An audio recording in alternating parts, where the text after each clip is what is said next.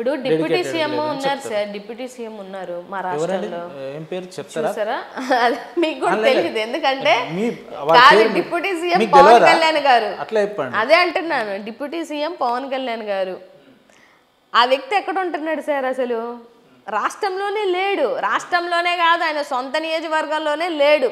ఎక్కడో వెళ్ళి సినిమాలు తీసుకుంటున్నాడు, లేకపోతే హైదరాబాద్లో ఉంటాడు. మరి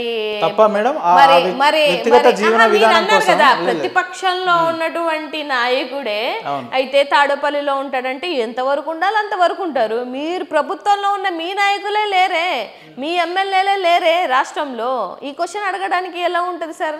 నైతిక విలువలు ఉండాలి కదా. ఇప్పుడు వీళ్ళు అడుగుతున్న వాళ్ళకి ప్రతిపక్షంలో ఉన్నటువంటి లీడర్ పోరాడుతుంటే మీరు ప్రభుత్వంలో ఉన్నటువంటి లీడర్లు పోరాడక మీరు ఎక్కడెక్కడో సినిమాలు షూటింగ్లు అని మీరు తిరుగుతుంటే ఈయన ఈయన ఈయన ఈయన బాధల్లో ఈయన ఉంటే, ఆ ఎడ్యుకేషన్ మినిస్టర్ ఎక్కడో ఉంటే, ఎవరు మటుకు వాళ్ళు ఉన్నప్పుడు ఇంక ఏం నైతిక విలువలు ఉంటాయి సార్ అడగడానికి? అరే నిరంతరం 24/7 మేము రాష్ట్రాన్ని మానిటైజేషన్ లో పెడుతున్నాం. ముఖ్యమంత్రి గారు 18 గంటలు పనిచేస్తున్నారని హోమ్ మినిస్టర్ గారు మాట్లాడుతున్నారు. అనిత గారు అసలు ఉందా సార్ ఆమె హోమ్ మినిస్టర్ గారు? హోమ్ మినిస్టర్ గారు ఆమె సొంత నియోజకవర్గంలోనే అన్యాయాలు జరుగుతుంటే స్థితి గతి లేదు. ఆవిడ సొంత నియోజకవర్గాల్లో ఎప్పటికప్పుడు సోషల్ మీడియాలో యాక్టివ్ ఉంటుంది. ఏంటి సార్ మీకు ఇచ్చిన పదవి ఏంటి?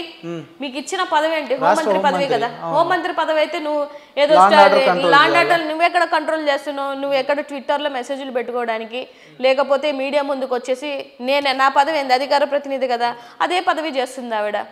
నువ్వే కదా చెప్పావు అసెంబ్లీలో. అసెంబ్లీ సాక్షిగా 16,800 అగత్యాలు జరిగాయని 10 నెలల క్రితం చెప్పింది ఆవిడ. ఇప్పుడు ఏంటంటే 20,000 22,000 అయింటాయి అగత్యాలు కూడా. ఇన్ని అగత్యాలు జరుగుతున్నాయంటే లాండ్ ఆర్డర్ ఉన్నట్ట. చంద్రబాబు గారు చార్జ్ తీసుకున్న తర్వాత ఇప్పటి వరకు మహిళల మీద ఒక్క అగత్యాలు జరగలేదు. జరిగినా కూడా మేము 24 hours లోనే మేము యాక్షన్ తీసుకుంటున్నాం. అలాంటి చిత్తశుద్ధి ఉన్న ప్రభుత్వం మాదని చెప్తారు వాళ్ళు. ఆవిడ చెప్పింది సార్ అసెంబ్లీలో, నేను చెప్పింది కాదు. గత ప్రభుత్వాలు లెక్కలు చెప్పిన గత ప్రభుత్వం లెక్కలు చెప్పలేదు ఆవిడ. వచ్చి ఇప్పుడు వరకు వచ్చిన 10 నెలల్లో ఇప్పుడు వరకు జరిగినటువంటి అగత్యాలు 16,800. మైనర్ బాలిక మీద రేపులు జరిగింది 15, 85 మైనర్ బాలికల మీద ప్లస్ రేప్ జరిగి హత్య జరిగింది 85 అని లిస్ట్ ఆవిడిచ్చింది. ఇప్పుడు ఉన్నటువంటి ప్రభుత్వం ఇచ్చిన లిస్ట్, నేను చెప్పే సొంత లెక్కలు కాదు. మరి చెప్పారు అని అంటే అగత్యాలు జరిగినట్టు కదా. పోనీ ఒక్క కేసు అన్న డీల్ చేశారా? ఒక్క కేసు అన్న డీల్ చేయగలిగారా? లేనట్టే, నిద్రపోతున్నట్టే. ఇప్పుడు మీరు ఇన్ని అగత్యాలు జరుగుతున్నాయి అంటే నిద్రపోతున్నట్టే. మీరు ఇంత బలంగా ఒక హోం మంత్రిని విమర్శిస్తున్నారు అని అంటే ఏంటి? నాగమల్లేశ్వరి గారు వెనకాల ఎవరిని చూసుకొని ఇలాంటి మాటలు ఎందుకు సార్? ఏం భయం ఎందుకు? ప్రశ్నించే హక్కు లేదా?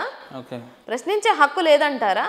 ఇప్పుడు మీరు హోంమంత్రి పదవుల్లో ఉండి ఏ పదవుల్లో ఉన్నా కూడా మీ శాఖలకి మీ మంత్రి శాఖలకి మీరు న్యాయం చేయలేకపోతే ఎందుకు మీరు పదవుల్లో నన్ను అడుగుతున్నా?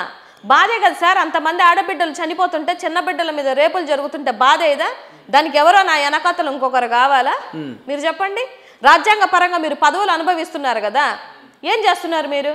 3 సంవత్సరాల బిడ్డని సార్ రేప్ చేసి చంపేస్తే గతి లేదు. ఒక 14 సంవత్సరాల మైనర్ బాలికని 14 మంది ఈ టీడీపీ నాయకులే మార్చి రేప్ చేస్తే ఆ అమ్మాయి కడుపు వచ్చింది. 7 నెలల క్రితం కడుపున్న తర్వాత ఆ విషయం బయటకు వచ్చింది. ఇప్పుడు ఆ అమ్మాయి ఒక బిడ్డను కనుంది. ఏం చేస్తున్నారు మీరు? నువ్వు ఆ పక్క జిల్లాలోనే ఎక్కడో ఊర్లోకి వెళ్ళి సన్మానం చేయించుకొని వచ్చావు కానీ ఆ బిడ్డని ఇప్పుడు వరకు పరామర్శించావా వెళ్ళి?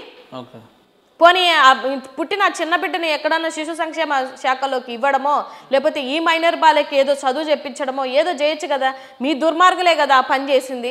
నీకు అంత నిబద్ధత ఉంటే మరి గతంలో పరిగెత్తారు అన్నిటికీ. ఈ పవన్ కళ్యాణ్ గారు, అనిత గారు ఎగిరెగిరి పడ్డారు. మరి ఇవాళ మీకు ప్రభుత్వంలో ఉన్న తర్వాత, మీకు పదవులు వచ్చిన తర్వాత ఎక్కడ తిరుగుతున్నారు? గాలికి తిరుగుతున్నారు అందరంతా. అంటే మీకు పదవుల కోసం చేసిన నాటకాలా ఇవన్నీ? నిబద్ధత ఉండద్దా సార్? రాష్ట్రంలో ఉన్నటువంటి ప్రజల మీద మీకు నిబద్ధత లేదా? సో దీనికి ఎందుకు సార్ భయపడేది? భయపడాల్సిన అవసరం ఎవరికీ లేదు. ఆయన ఎంత రెడ్ బుక్ రాజ్యాంగం అనుకున్నా, ఎంతమందిని అరెస్ట్ చేస్తున్నా కూడా భయపడేదంటూ ఏం ఉండదు సార్. ఇప్పుడు ఒక్కొక్క మాజీ ఎమ్మెల్యేలు, మాజీ మంత్రులు ఒక్కొక్కసారి వెళ్తున్నారు కదా, వల్లభనేని వంశీ లాంటి వాళ్ళు, లేదంటే ఇతర నాయకులు జైలుకి వెళ్ళి వస్తున్నారు. ఇంకా భవిష్యత్తులో ఇంకా కఠినమైన చర్యలు మీ మీద ఉండొచ్చు.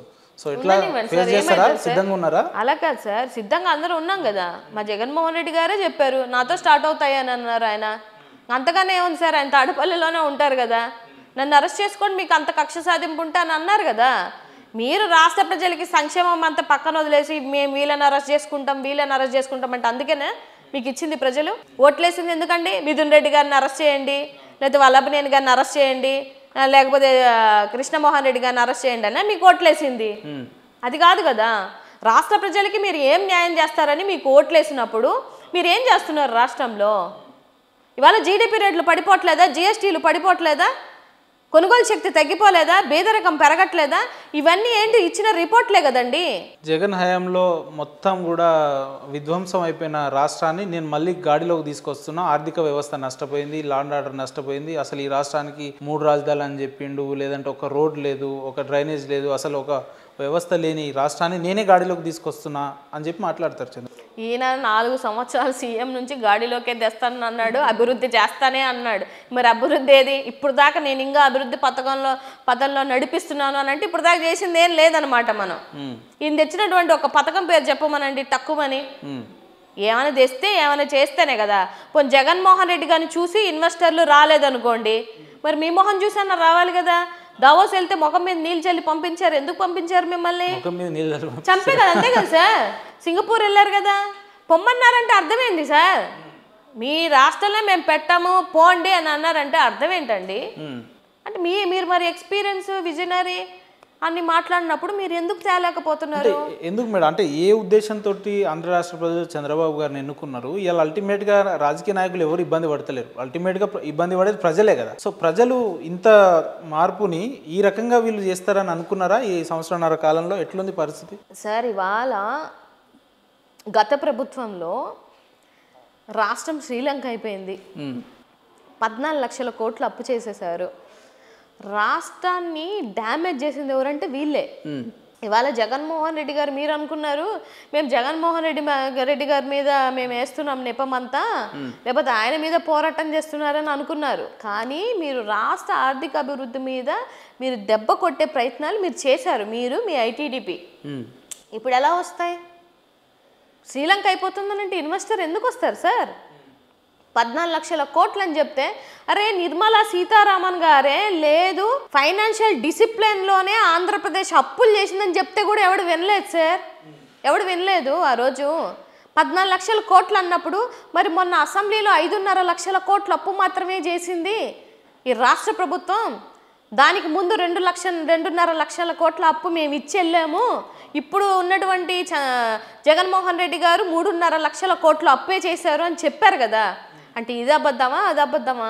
ఇదే చంద్రబాబు నాయుడు గారు ఏమన్నారంటే, నేను ఒక షోలో చూశాను, ఏం సార్ మరి ఇట్లా అన్నారు కదా 14.5 లక్షల కోట్లు అని చెప్పేసి, మరి మీరే అసెంబ్లీ సాక్షిగా 5.5 లక్షల కోట్లు అప్పు చెప్తున్నారంటే, అంటే నేను కూడా సోషల్ మీడియాలో చూసి నేను కూడా అలా జరిగిందేమో అనుకున్నాను అన్నారు ఈ విజనరీ గారు. వీళ్ళకి కూడా అవగాహన లేదన్న లేనట్టే కదా సార్. ఇప్పుడు జగన్మోహన్ రెడ్డి గారు ఓడిపోవడానికి వన్ ఆఫ్ ద రీజన్స్లో ఒక రీజన్ ఏంటంటే ల్యాండ్ టైటిల్ యాక్ట్ ఒకటి. అది యాక్చువల్లీ తీసుకొచ్చింది బీజేపీ వాళ్ళు. దాన్ని తీసుకొని వచ్చి మన జగన్మోహన్ రెడ్డి గారి మీద రుద్దారు.